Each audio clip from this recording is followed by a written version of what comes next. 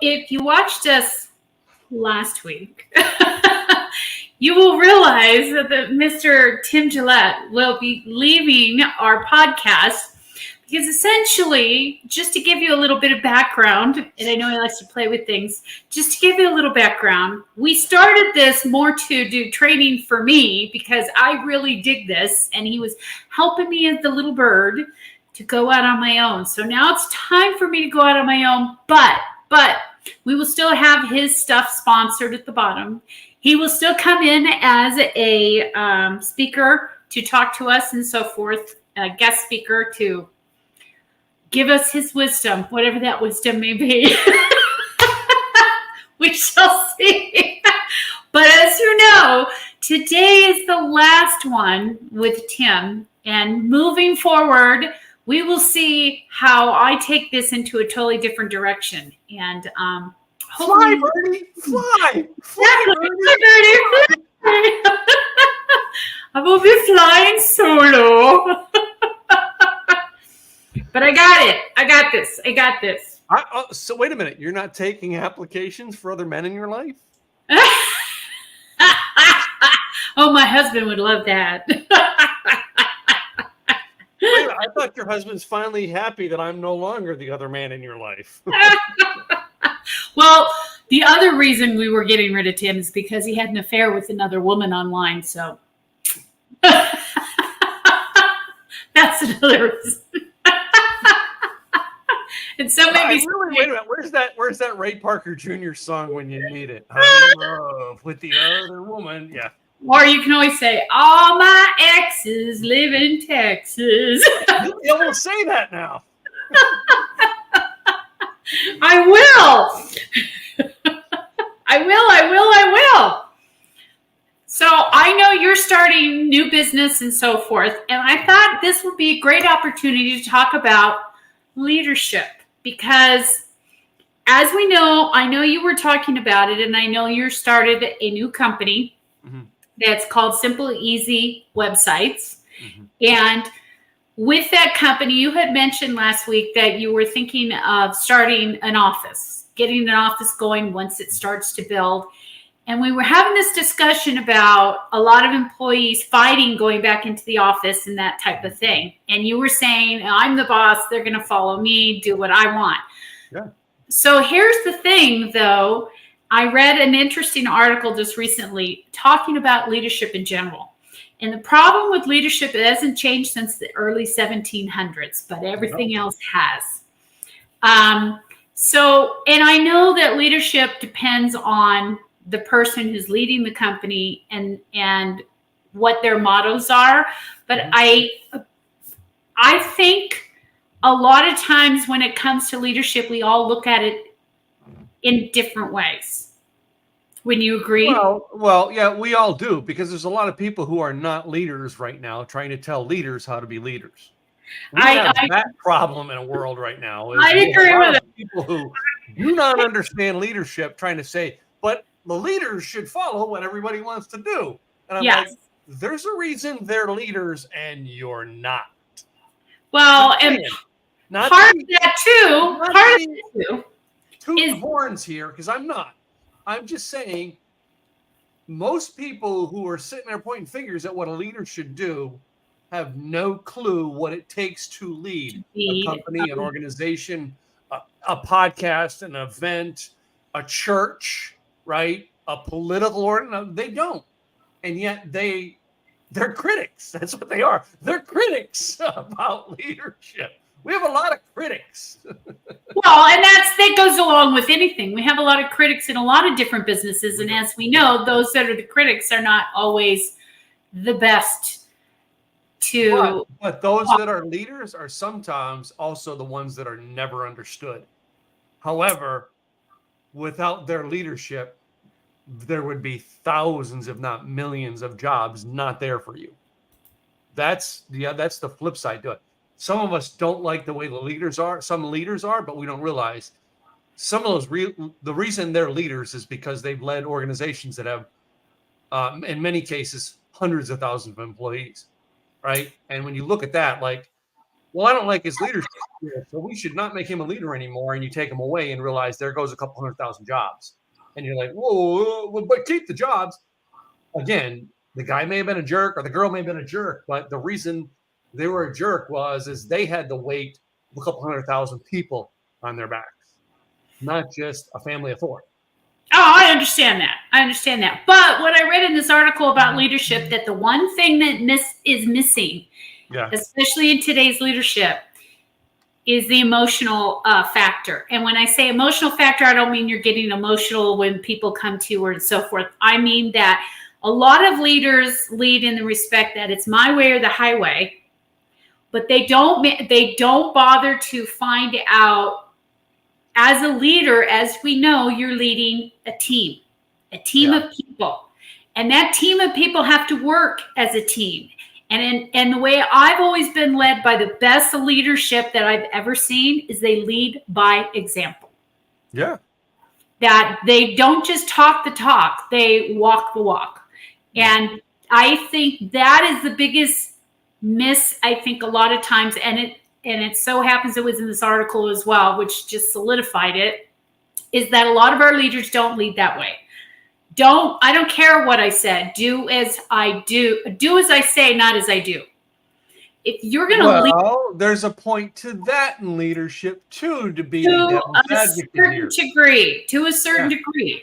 But as we know, leadership, business, everything has changed drastically since it used to be when you and I first started even working, and we started dealing with leaders coming down the line. Before, leadership was looked at as, I'm leading a team, and the way my leadership is geared is the bottom dollar, how much money I'm bringing in and how many team members I'm bringing in, how much money I'm making for the business.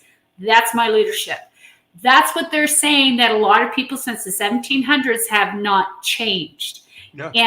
And our employees, vendors, contractors, whatever you want to call them, have changed, as well as the business model.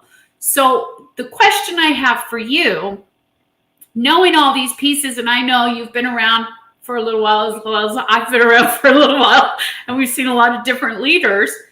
Yeah, I've been running companies since Reagan was president. Just to say that. So, an analogy here, in your analogy, what would you consider to be the perfect leader that would be a truly successful leader? The person who builds their own. Whatever that be. Company, church. There's more to that. There's more to that. What factors, what are the key things in that leader that they need to have in place to build that team, build that business? There aren't key factors to that. What's that? There aren't key factors to that. There aren't. That is the biggest thing I learned from Zig Ziglar. There is not key factors to that. Yes, we can sit there and go, well, the real leaders have religious or, Christian values. Bullshit. They don't. Right? The real leaders, are people who, take charge. Bullshit. Many leaders are people, the reason they're leaders is because they found the right people to do the job, so they didn't have to. Right? There's so many things that we want to categorize to make the leader a leader. Here's what the leader is. He's the guy who put the thing together. Right? And he keeps it going. Right? Not just put it together and walked away and goes, hey, good for me. Bye. No, he put it together and keeps it going. That means he's not the emotional cry. You don't cry on his shoulder all the time. He's the guy who keeps it going no matter whether his kid died, his kid's got drug problems, his wife left him, no matter what. He keeps whatever it is going. And that's a leader. That isn't a cushy job. It isn't a feel-good job, It isn't a mean job either, right? A leader is someone who keeps the group going in the same direction. That's the bottom line to any of it, right? There's a ton of people out there who want to call themselves leaders because they attended 42 courses, and someone said, do this to be a leader. Well, I do what Jack the Frack said, so I'm a leader. You ain't, right? I'm not picking on this article you read because I don't know who wrote it, right? but we have a world full of people there writing leadership articles, all right, who aren't leaders. Of course, we've got it like it's the same tweak of you and I giving advice to bloggers or to podcasters. Well, we've got a podcast, so let us tell you how to run a podcast. No, I personally would say if you want advice on running a podcast, talk to Pat Flynn. He's got a few more followers and a little more engagement in his show than Tim and Katrina do. Don't take advice from us, right? Yeah. We're still trying to learn it, right? Go to someone who's got the ball rolling, right? He's a leader. I would love to tell you I'm a leader in a podcast area. I am not. I'm still a follower, big time in the podcast arena. I am not a leader. Why? Because I don't care about podcasters? No, my heart really cares for podcasters. Because I don't care about Katrina. Bullshit. I care a lot about Katrina, right? But because I have not done what it takes or found out what it takes to actually make it to a higher success level. I've only gotten this far with my success level of any podcast I've ever done. And I sit there and compare that to Bob Burr, who's done Ultimate Things, Larry Wingett, Frank Kern, Robert Kiyosaki. We could go Grant Cardone. We can name them forever. All right. In our realm, there's a guy, Ken Walls, who does a great. You want to learn live streaming and podcasting? Go to Ken. Why? Ken, when I started podcasting, was nobody. And Ken changed it, and he built a whole audience. He built an audience. He built a ton of people. He built the whole thing. Ken's more of a leader in podcasting than I am. Because Ken has figured out, and he has built something. That's leader. They built something. The hard part we don't want to accept is the leader who built something is we don't want to take advice from them. Yeah. And I'm not you and me. I'm not the people listening. You know, I'm not picking on any of you listening to the show. But I've had people in my past say, when I got advice from someone who's been there, done that, still doing it, very successful at it. And I've had someone in my life, a partner, not saying who came up and said, well, why should I listen to them? They got their mansion. I don't have mine yet. I'm like, hello. I listened to them. They got the mansion. I don't have it. They are the leader. Yeah. Especially when I signed up for their leader mentorship, right? And you're like, well, I don't want to listen to them. If they've got mentorship of something they've done, I want to listen to them. Yeah. Right? Well, and we've talked about this on this show before, where there's a lot of people out there that are doing training and charging a lot for these training classes. And are they successful to a certain degree? Absolutely, they are. But as we've talked about, some of the training is not. I think maybe part of the problem is not necessarily the training itself, but I think the people that we talked about that go to the training. Mm-hmm. That a lot of times we go with the exception of it's an easy button. We're just going to press the button. This is all going to go away. I'm going to have everybody doing this for me and I'll be done. I'll be good to go. But as we know, with any training pieces we talked about, as well as with leadership, it takes action. Yeah. It takes action. It takes work. It takes time. It takes effort. And as we've talked about, you said that with your podcast, you get to 75, and this is 74. So we're one up. You get to 75, and at that point, you say, "Yeah, I'm not doing this anymore. I think we're done." There's only one. The only exception to that has been my one where I interview people, and that's because it's not driven by me. Although it is my podcast, it is led by the fact that someone wants to be on it. Yeah. And that's where the hard part came down to getting criteria to meet to put people on a podcast. And I know several podcasters who were doing it once a day that are down to doing it once a week, right? Because finding guests for a podcast is hard. And the reason it is hard is because when I started doing my shows, there was 1 million. Let's say there was 1 million shows. Now there's 100 million shows. Yeah, there's a lot. Everybody's doing a podcast. So now people come up and go, well, yeah, Tim and Katrina, I'd love to be on your podcast, right? Now, all right, for everybody who wants to be on a podcast, there's 15 podcasts to be on. So now they're going to go, well, the time frame I have is from 3 to 4 Central Time on Thursdays. I can choose Katrina's and Tim's, or I can choose this one, this one, this one, this one, this one. You know what I Yeah, mean? yeah. And they got to pick one. They can't take everyone. Right? Now, granted, they can do this one this week and another one next week. All right. But that's time. We don't have the time to fit into everyone's podcast. That changed that dynamic. Right. But that one was the most successful for me because it was driven by the fact that I had people who wanted to be guests. I actually had to cut my criteria back to be a guest on my show because it became hard for the longest time. I had so many applicants who basically were there to take from me. In other words, they wanted me to promote them, but they weren't going to do shit for me. Well, and that's the key thing too that we've talked about, even with the training industry, is that when you've got speakers that are coming to your training, that a lot of times some of them, well, let's put it this way. Let me back up a little. A long time ago, it was where people wanted to be on stage and they didn't want to pay for it. No, I shouldn't have to pay for be on stage. You should pay me to be on stage. Yeah. And the thing is nowadays it's you got to pay to play.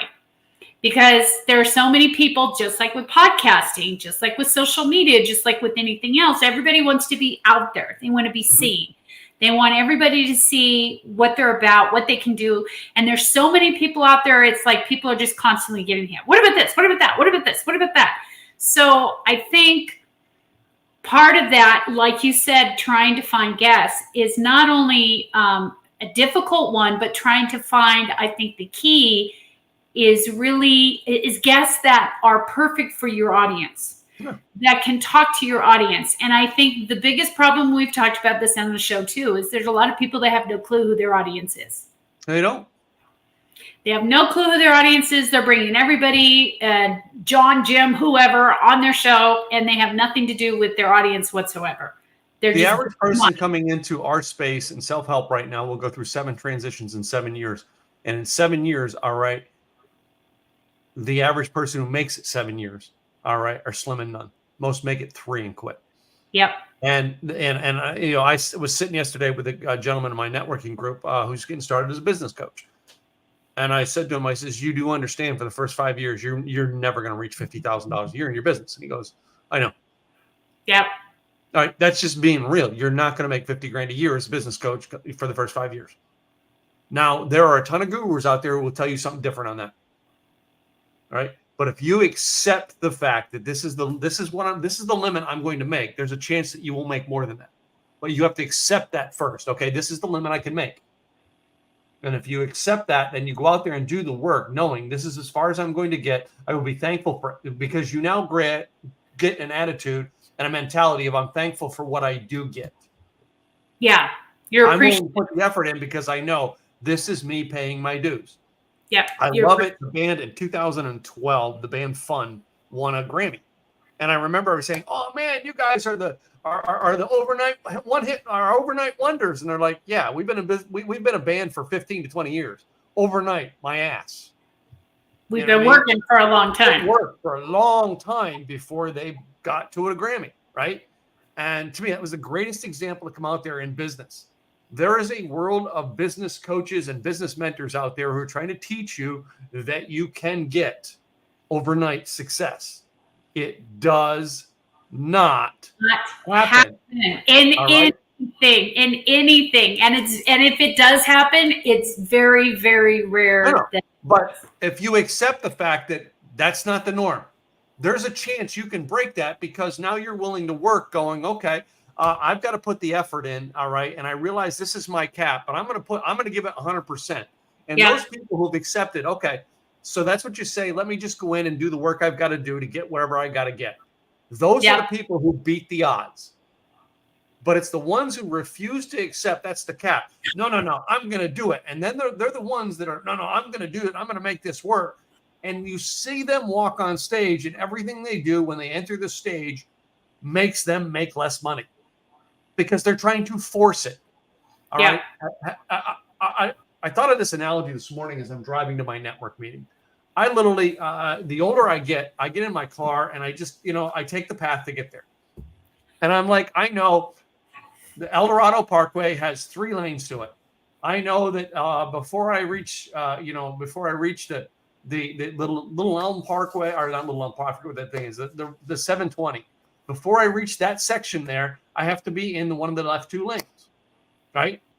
If I want to go right on that road, I need to be in the right lane. I know that. So I just get in. If I'm going straight, I just get in one of the 2 left lanes and I just stay there, right? Traffic's moving, whatever. Now, granted, if I come up behind a guy and he's the only guy in front of me and he's doing 40 miles an hour in a 50, I'm going to go around him when there's a chance because I'm just not going to stay there behind him because he's not willing to go faster. But I'm not the guy that's going to zip around the cars like this, all right, to try to get one more car ahead, right? And you've seen them in traffic. Those are the people who are in business right now trying to force themselves into success and force themselves to be a leader when they're not. Yeah. Right? And then they get to the stoplight and realize they get to the stoplight at the same time you do.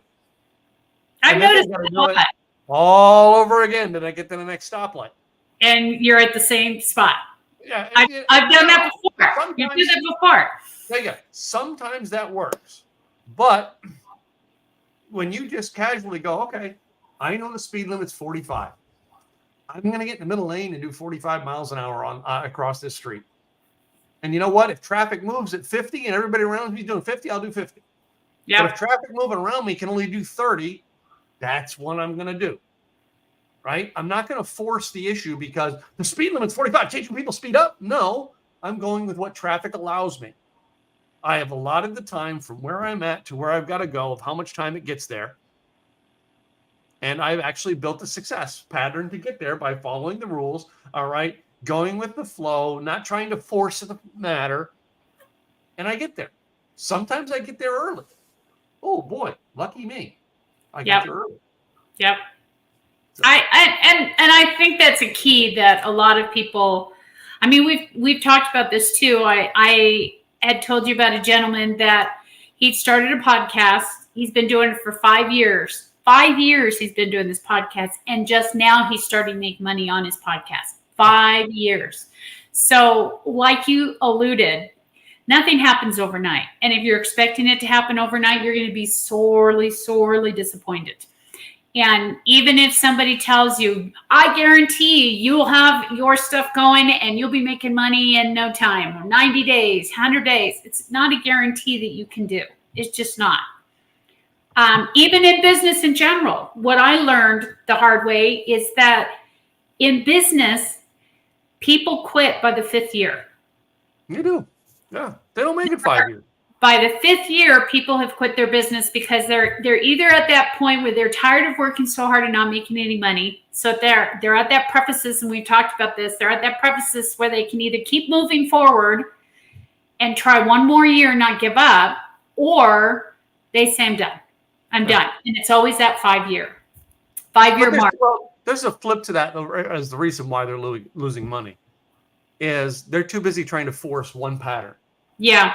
Let me use Craig, all right, who introduced us as a great example. Craig does not force one pattern. Craig is an outside-the-box thinker, all right, and I remember hearing many, many stories, many, many times Craig would tell things to him, and he would say, like, you know what I mean, okay, this didn't work, so I went in and adjusted it. Understanding that, okay, I offered this for 10 grand, nobody bought. So apparently I priced this too high. So he would come in and he would make a lower offer. Yeah. Again, thinking like just because the guru said you can make 10 grand doesn't mean you make 10 grand. So then he realized that his program was not worth whatever the threshold he set it at. So he lowered the price and people jumped. Now he learned, okay, this is my price point. Not what the guru says, but what people are willing to pay me. And that is why he advanced faster, because he was willing to adjust. Well, we have a world full of people getting in going, well, my coaching's $25,000 because I worked at one time for 3 months for IBM, CBB, whatever your 3-letter company is. Sorry, all right? I've been an entrepreneur since 1976. All right? 1976. That doesn't mean I was always a business owner. That means I was a thinker, an entrepreneur thinker, in the fact that I was always thinking, there's got to be another way. There's got to be another way. There's got to be another way. Yeah. The reason many people fail in business and leave after 5 years because they were the ones who were rigid on how to make the money. This is the way I do it. Yep. You always have to think outside the box. Yep. They put themselves in a box. And I have, wait a minute, in all those years, I've done that a couple times to myself. And it was only after going, well, wait a minute. Okay, where am I going to get the money to make payroll this month? That I went, shit, I need to get out of this freaking box. Yep. You always have And to think outside those people who exceed, all right. And again, you walk into the business, whatever it is, you know this is the threshold. All right. On average, you're gonna, let's say you start a new business. On average, in that industry, you're gonna do $100,000, $100,000 a year by your second year. Accept it. Get going, and there is a chance when you accept it and you start doing the work that you will pass that. I agree. And I think there's some key things that entrepreneurs do have to, I think, have in their toolbox. They have to be adaptable. They have to think outside the box, and they have to realize that everything is done based on how do I want to say this? Everything you do is based on how hard you're willing to work and how much you're willing to put the effort out there. It's not just a matter of, I'm only going to put this much effort out. Yeah. And I'm not going to go out of this little box because this is what I was told to do. And so this is what I'm going to do. And if it doesn't work, then all right, I'm done.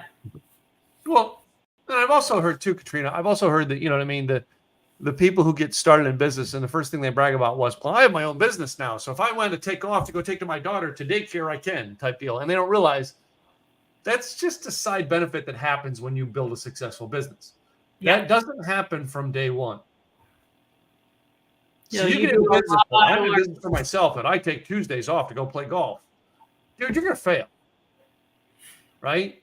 You know, like our family's we're trying to orchestrate. We were going to meet next weekend for a family together at my brother-in-law's house, right?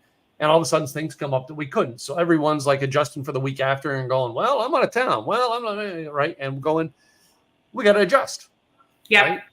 Because number one, we can't just all go, well, things change, so let's just come on a different day, right? No, all of us have jobs and stuff. We have to all rearrange our lives around our jobs.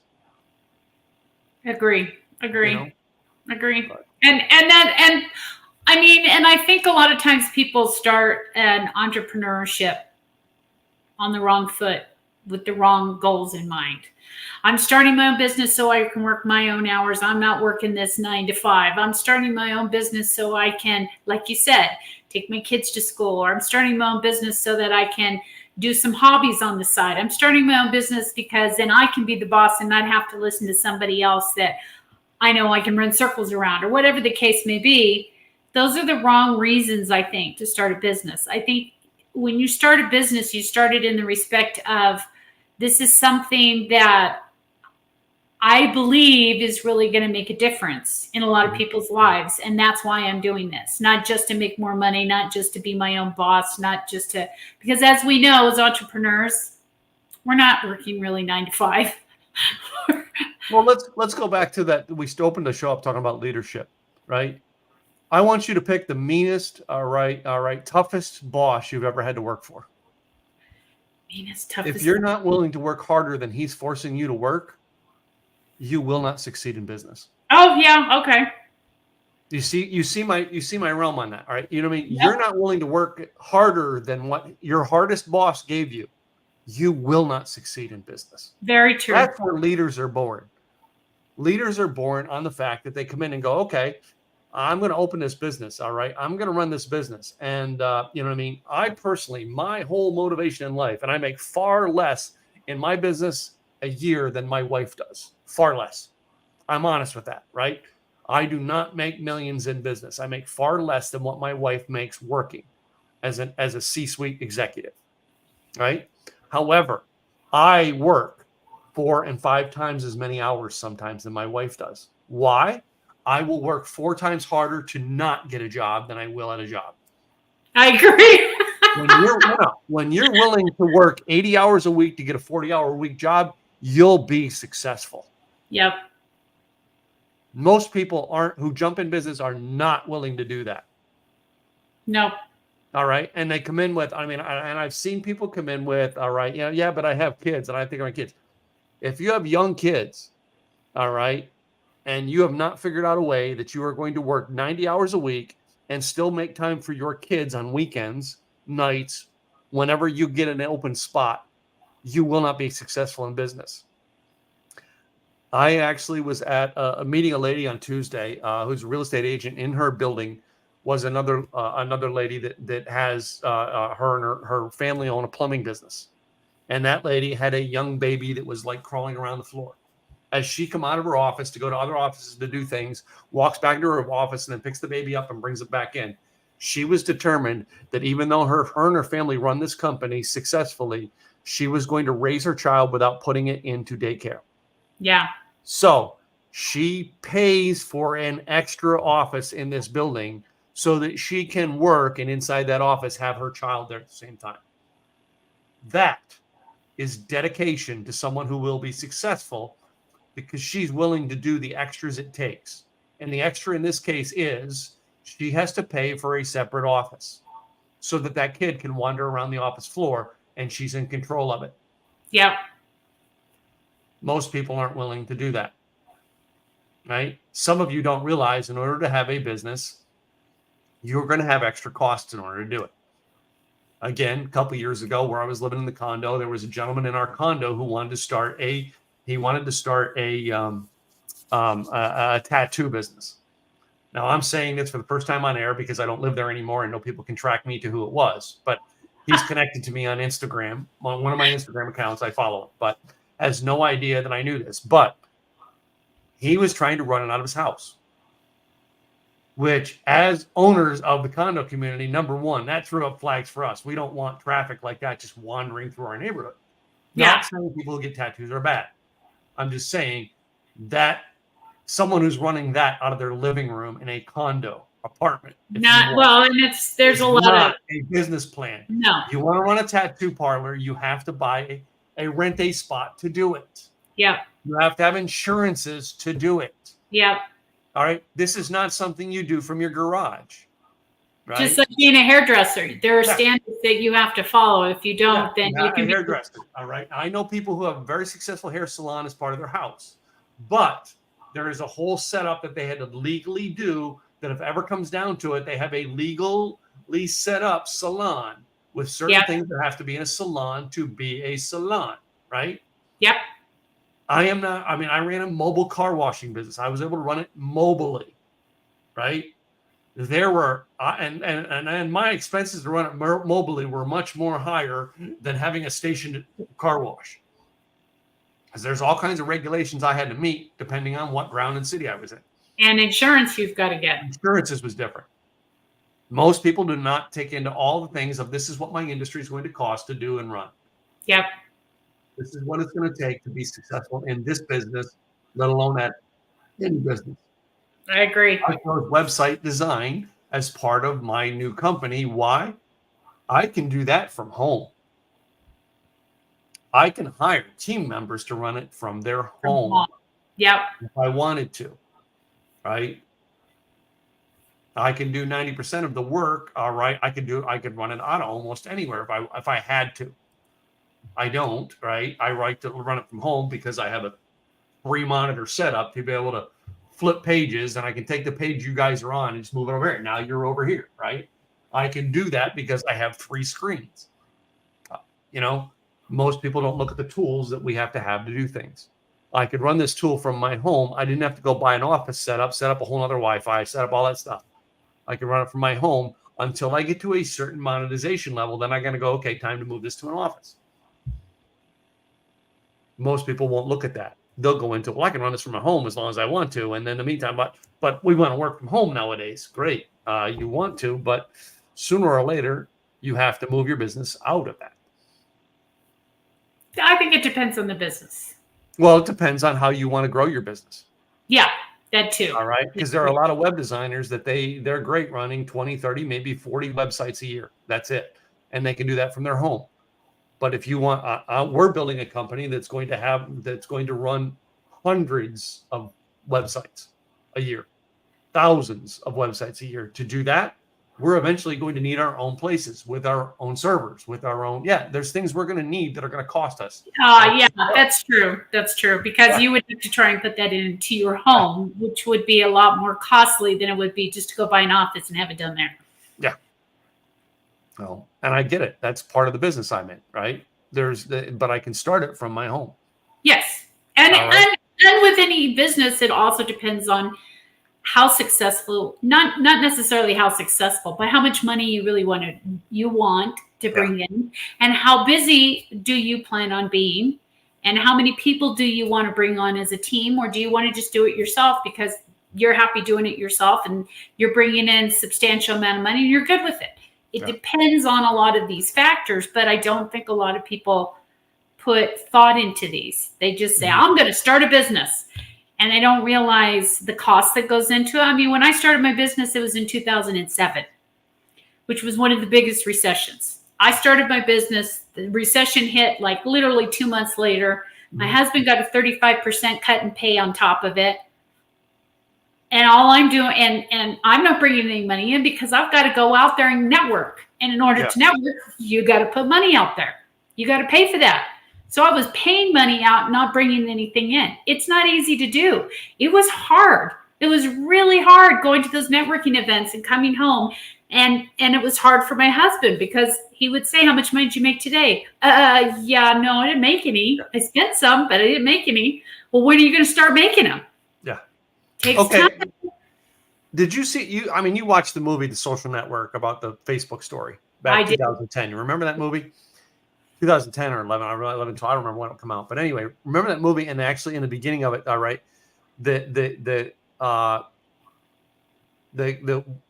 Andrew Garfield's character, whoever he played, right? I forget what was his name, but the guy who played Mark Zuckerberg. The Jesse whatever played Mark Zuckerberg, right? He was on building this into a cool thing, and then that Justin Timberlake's character came on, which I think he played Sean Penn, and he talked about, dude, you have to build this, and you have to build this. This is cool. You don't know what this is yet. You have to just keep building the cool because you don't know what this is. And the other guy was like, we got to monetize this. We got to get sponsors. We got to get, all right. And I remember the one guy going, we're about to now Snooki's cookies, realizing that that's the type of sponsors he was going after because he's thinking a small-minded website.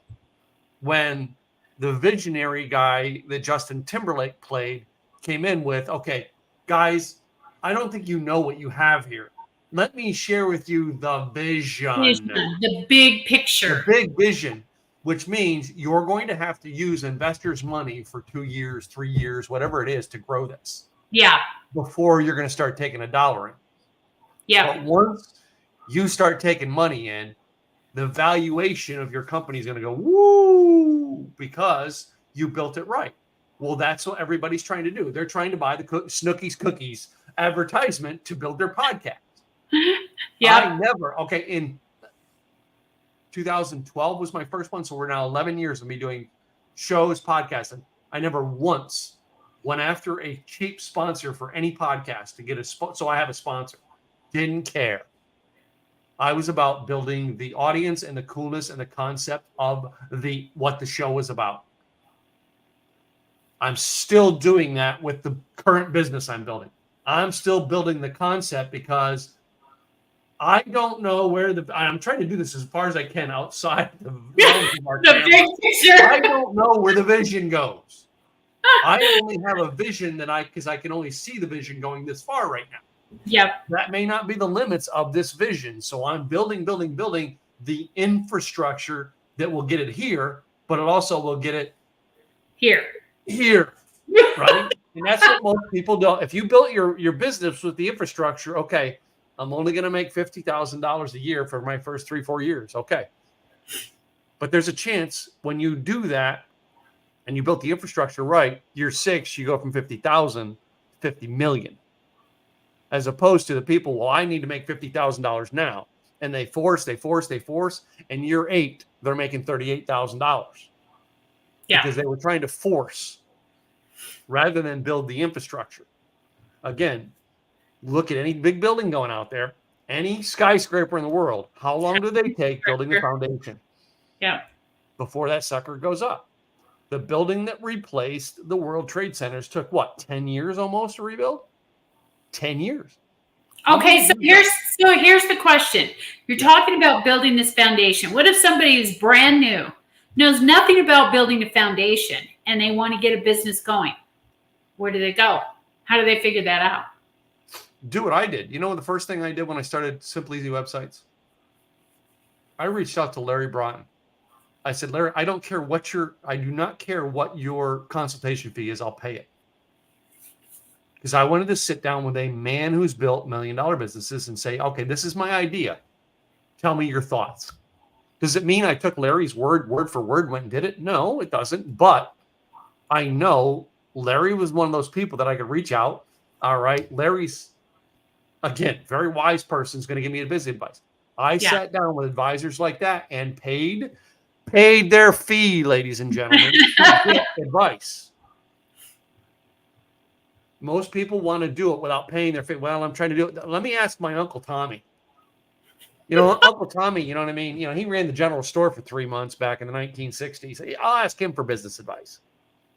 No.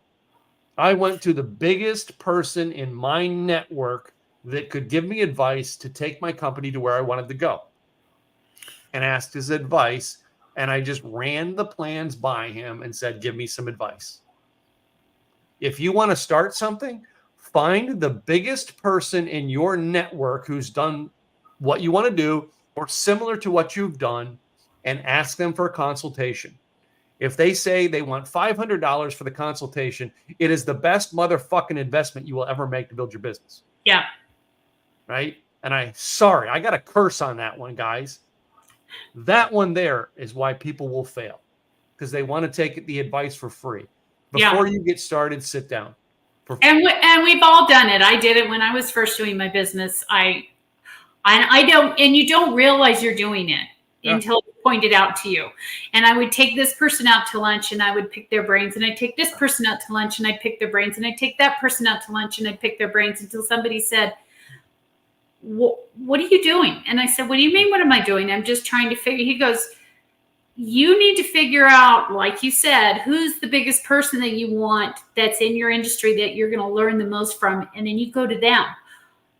Well, yeah, but they're charging this much money, and then you get that money together, however way you need to, and you pay them that so that you can get the right answers at the right time. Because right now you're getting bits and pieces, and you're not paying for the right answers that you need. And then when you're in business for that long, then you have people that start to come to you and start to pick your brains. Like you said, you had people coming onto your show that all they wanted was you to put them in front of your audience so that they could then pick my brain. They want to get your audience, and that's not the way. Yeah, there's other ways to do what you did, and still be logical onto it. Number one, if you're going to be in business, start building relationships. Yeah. Michael Selsner from what is it? Social Media Marketing World. And I forget what other company Michael Selsner runs. Michael was here in Dallas in 2014 for a conference. It was the first time I got to meet him in person. I just started talking to him for a little bit.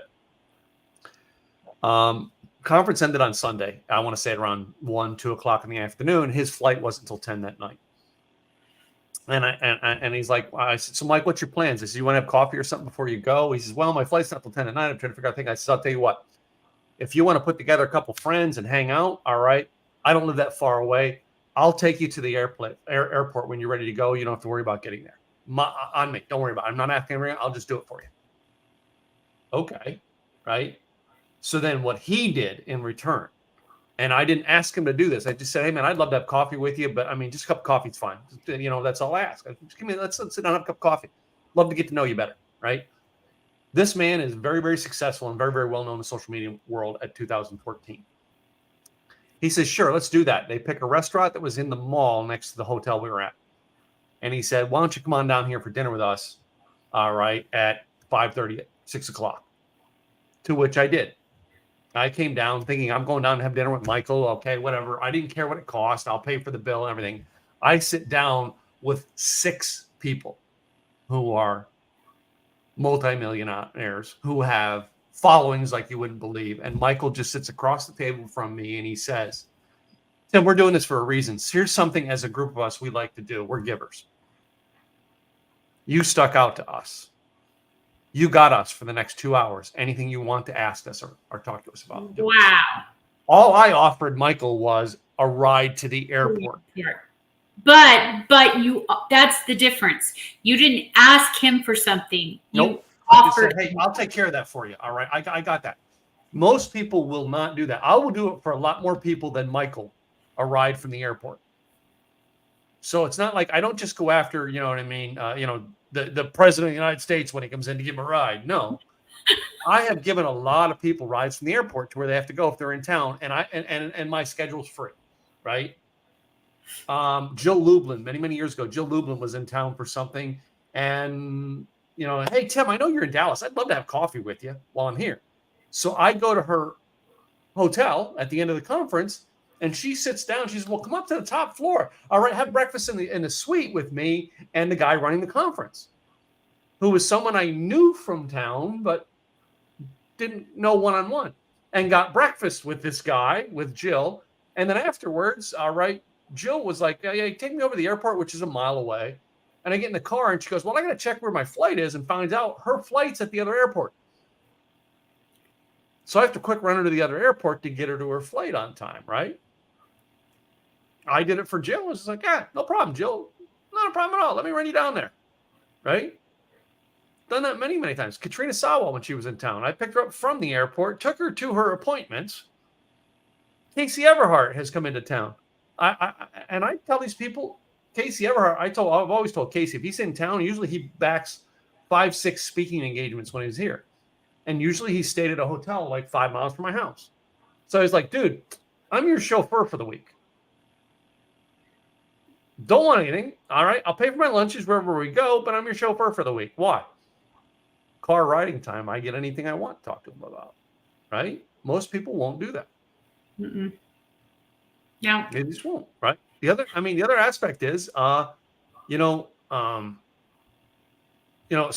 James Malinchak hit and tied onto this. He goes, when you see something that, you see people that you want to get something from, he says, you got to ask yourself, what do they want? You got to give them something they want before you go asking them. Well, they and that's how care about your business. They care about their business. How do you help their business? Tony and Tony Caruso and I met. She invited me to her eWomen networking group.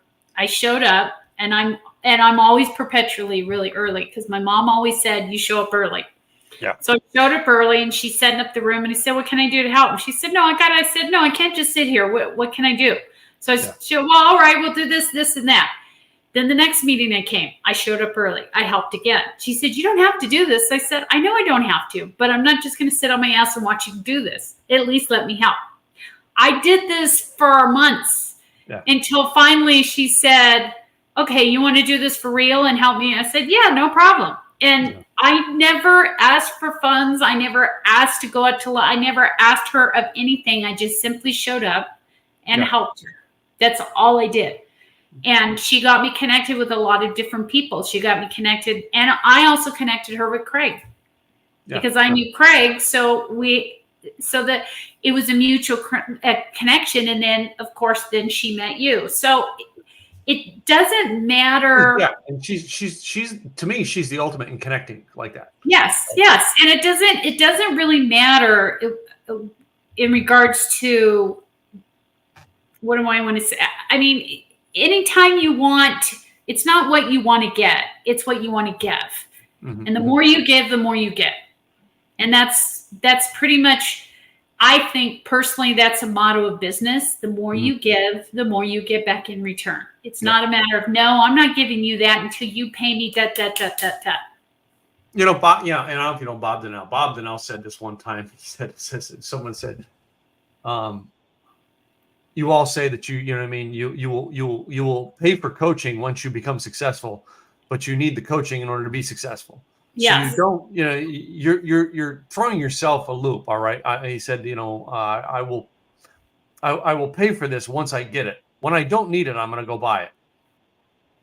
But when I need it most, I'm not, and I met with someone earlier this week, and we're talking websites and stuff. And they're like, well, I really don't want to invest in a website for this one business of mine because it's really not making money yet. And I want to wait till it makes money. And then I'll actually get a website. And I'm like, by the time you do that, the domain name you want is going to be gone.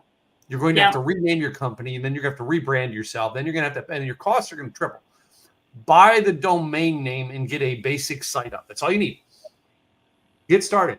Even if you don't hire me, go put a cheap website up that tells people who you are, what you do, and how to get a hold of you. Yep. Have that up.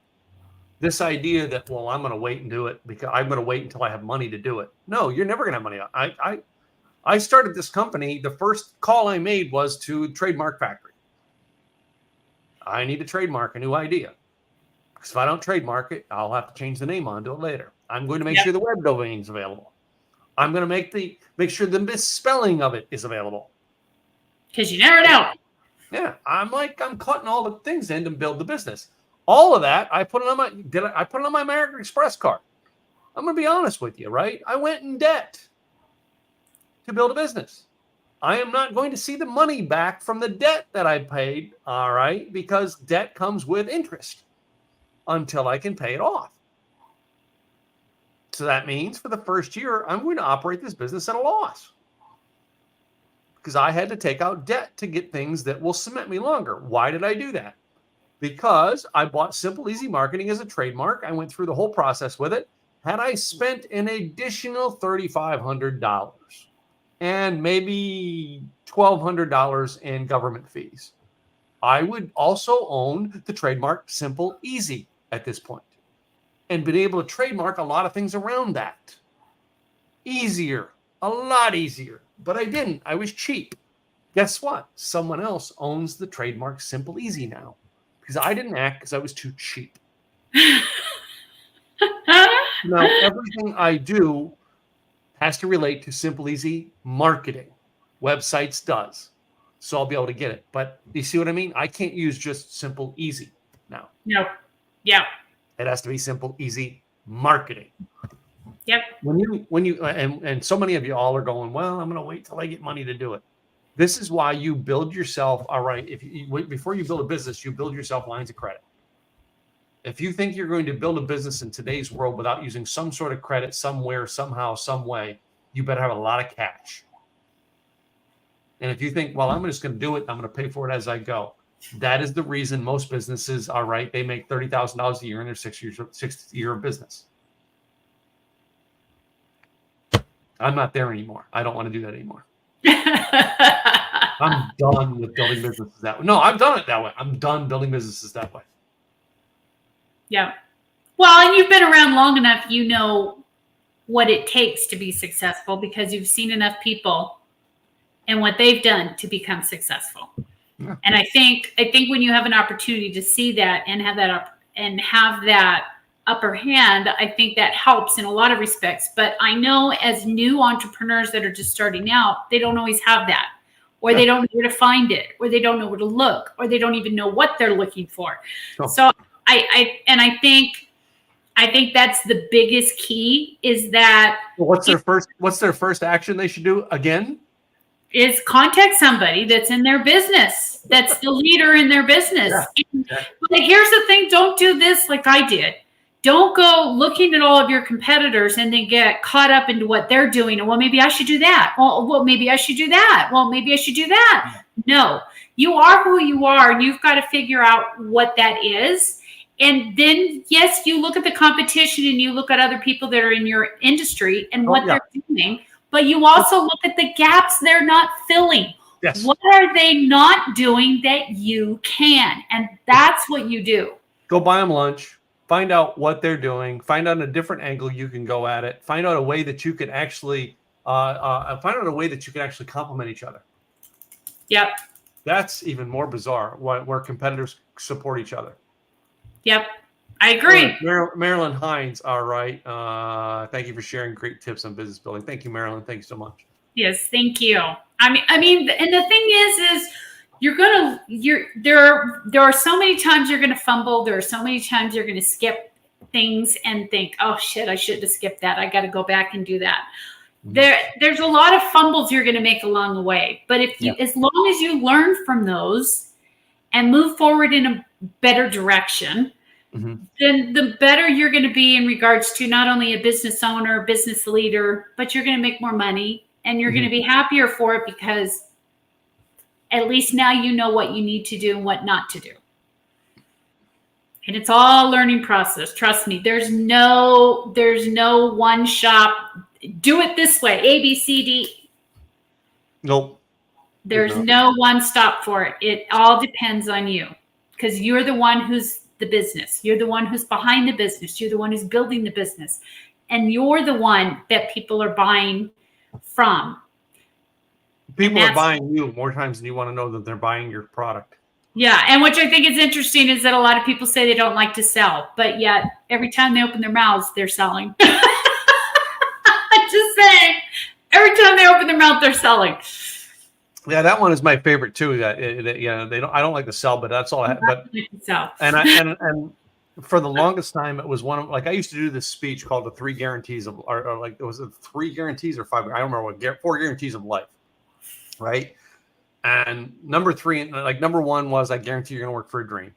All right. Yep. There's somebody out there who's got it. If you don't have a dream, you're going to work for somebody who does have one. Right? They've got vision. They're doing something. You're going to work to build their dream, not yours. Yeah, you're going to help them do it. All right. Number 2, you're going to have to do things you don't want to do. Get over it, ladies and gentlemen. Get up front and do the things you don't want to do up front. Yep. Number 3, this is the one every time that I get people. Right? You are going to learn to market, promote, and sell. If you don't learn to market, promote, and sell, here's what you're going to do. You're going to market, promote, and sell. Can I get you fries with that? I'm sorry. The burger, too. Yeah. Fast food, all right. I hate to say it, but you're going to end up in a fast food job, and you're going to be marketing, selling, and promoting. And if you think you don't have to there, trust me, McDonald's has now figured out that they can pay less employees to be in the front because they got a machine that will market do promote it for you. Yeah. All right. And they do. I go and use McDonald's all the time. It's still one of my favorite restaurants. And the machine asks me every time, would you like to upgrade that order today and get a supersize it? It still asks me that question. Yep. If you don't get in there, you don't go in and do the job, they'll hire somebody who will. Oh, yeah, well, I'll do it, but I won't market and promote. Great. They'll replace you with a machine and you'll be without a job again. Agree. Learn to do it. Agreed. And I didn't create that idea. Gene Simmons was the first person who actually put that out. He was, because he's, and most people pick on Gene Simmons because Gene Simmons is not the best rock and roll band out there. Kiss is not. All right, let's face it. I love Kiss. They're great. They're not the greatest rock and roll band. They are the greatest marketed rock and roll band. They know how to market and promote. And that's where Gene Simmons gave that line. You either learn to market and promote or you will market and promote. Can I get you fries with that? Yep. Very true. Very true. Very, very true. Well, we're at the top of the hour. Thank you, Tim, for all your advice. Thank you, Tim, for being here and making this little birdie feel like she can fly on her own now. It's time for you to take this podcast off. All right. Move on. With it, all right. And run. I still have another podcast on Monday nights, ladies and gentlemen. It is a fun podcast that I've been doing for about 2 years as well. Gladys Boutwell and I is my other partner in that. And we just have a blast. All right. And if we can't do a podcast, we actually record a snippet and put out the time of the podcast because we're always testing and doing new drinks. And you can go check that out, likethewayyouDrink.com, as well as I do have another podcast, but every now and then I throw 25 episodes out and then I stop. And that is my Tim's. I think you go to timspodcast.com. It'll tell you that. It'll also tell you, it'll have a link to the history of this show. So, but I do websites now. I don't do many virtual events or anything like that. I don't do live events anymore. I'm moving on in my life to do things that takes less time out of me and gives me more rewards. So yep. And keep following the Business G-Spot because we will have more tips and Tim will be back here and there as he finds time. I'm allowed to come back, ladies and gentlemen, but I was told I can't be the smartass anymore. I have to come in and play dumbass now. Such a better role. I'm sorry. Maybe I confused her words. All right. She said I can't be smart anymore. I have to be stupid. So anyway.